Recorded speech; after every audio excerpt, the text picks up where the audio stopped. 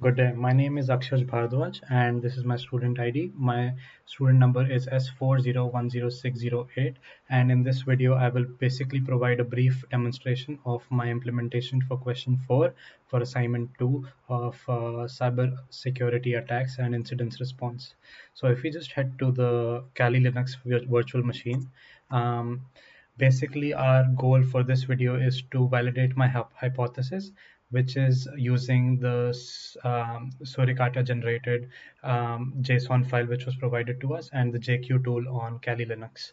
So first I want to validate whether these suspicious attacks were concentrated in time, suggesting automated scanning activity, or if not. So we'll go to the directory where the JSON file is placed, which is in my desktop folder. So yeah, we'll head there. If you see ls, it's going to be there, Q4. So for ease of access and to save time, I've copied the relevant commands into my notepad here, which I will paste and explain regularly.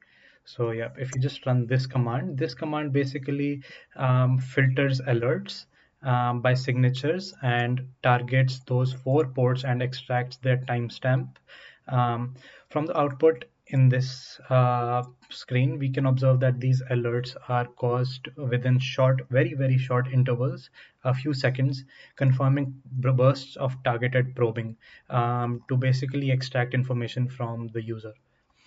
And then if we next go to the next step, we'll try and inspect the full structure of one type of alert to understand the threat classification a bit better. We'll again copy and paste the command. Sorry, technical issue. Yep. Okay, so this generates a very big list where we can see that the instance ID or the signature ID, sorry, is 2010935. The severity is set to 2, and the category is potentially bad traffic. And the action taken was allowed. This confirms that even though the scan was permitted through the firewall, despite its suspicious nature, emphasizing the need for a stricter access control in the system. Next, we'll move on to cross-check if destination ports align with our hypothesis. So basically, I ran this next command. There we go. And surprisingly enough, this returned a null value, indicating that the field may not be explicitly logged or passed in this specific data set. We instead rely on signature patterns and other patterns which specifically mention the port number, like 14334 for MySQL, like we see here, or 3306 also for MySQL or for PostgreSQL as well.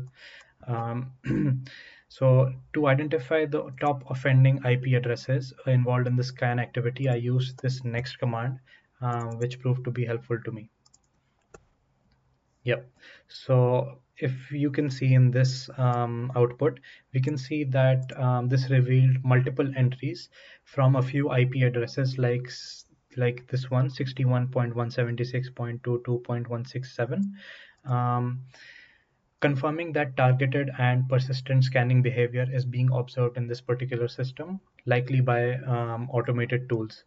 Finally, to attribute each attack signature in this system to the responsible IP address, I ran this next command, which basically shows the correlation and enforces our conclusion that specific external IP addresses are uh, attempting to scan multiple times across different database ports, which basically supports the reconnaissance hypothesis. So based on these findings, the evidence clearly supports my hypothesis that there is active scanning data of database services by repeat offenders. As part of the response, I would recommend blocking these IPs and tightening firewall rules on these specific database ports. Thank you.